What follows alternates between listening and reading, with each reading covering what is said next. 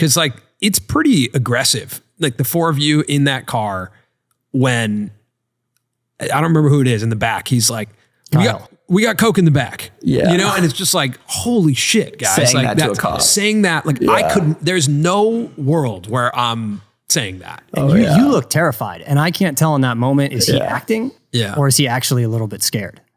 I think I was scared. I mean, to look at it now, I mean, to look at a lot of the stuff we shot, I'm like, yeah, no way. I'm never doing that. Yeah.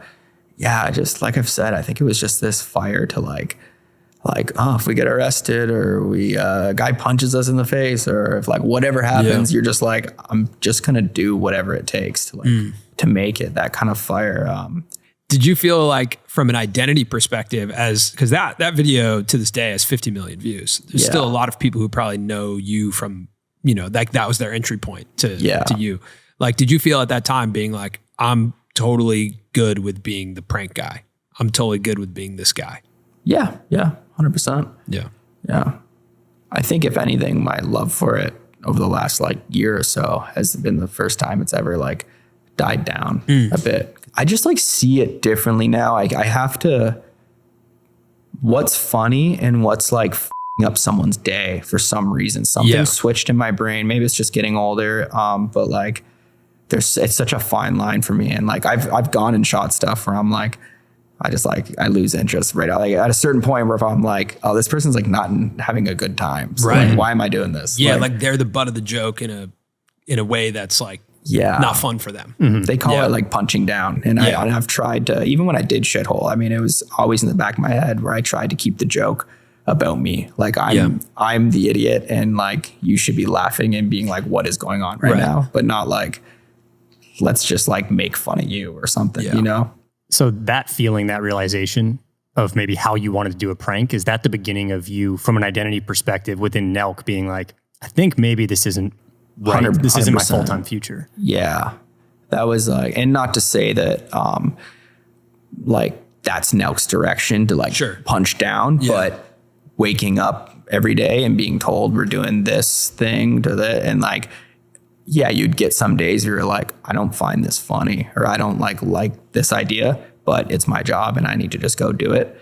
And then you try to make it funny. You know what I mean? And there was just enough bad days where I was like we're successful. Like we should be making exactly what we want to be making. So, I mean, a lot of it was still content that I did think was funny and cool and all that. But I think it was the biggest thing was just like me as a person changed so much. So like, if like I wouldn't watch those videos, you know what I mean? So it was hard to be like the person producing or creating or starring in those videos. There's a video that I watched during the pandemic. Then you guys were getting some, there was bad press about NELK during the pandemic with the party you guys threw and all that. Yeah. And I became increasingly more curious about you guys. And I came across this video where you do a Zoom yoga class. And you pour yogurt on your head.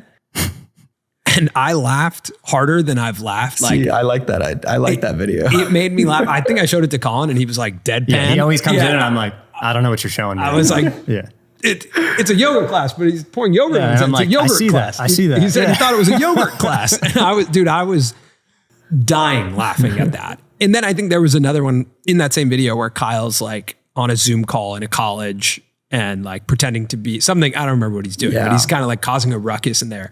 And I was like, okay, I don't really like that one. Like, it was like this complex relationship with like, there was stuff that I thought was really funny and stuff where I was like, see, and I'm not trying to shit on anyone, but like to just show people an example. Like that day I was supposed to shoot like a lecture prank. Yeah. And I did one and I had like, you know, an older teacher or someone and I just like someone's mom or something. And like, they knew I hate when someone knows I'm fucking with them too. Right. It loses all comedy for me. I'm like, oh, so I'm just being an idiot. Like, you know what I mean? And, cause then they're just like, just end it now. Yeah. Like, I see what you're doing. Let's just end it now. Yeah. Or whatever. Like, And that morning I got up and like was supposed to shoot that. And it was like, I quickly thought of yoga yogurt and then the like smoking cigarettes and, what was that? Like a workout class. Like a workout class or whatever. I just was like, well, I think this is funny and I'm going to go shoot this. And then, the company was big enough that we have enough production and stuff where I could go shoot my thing and set it up.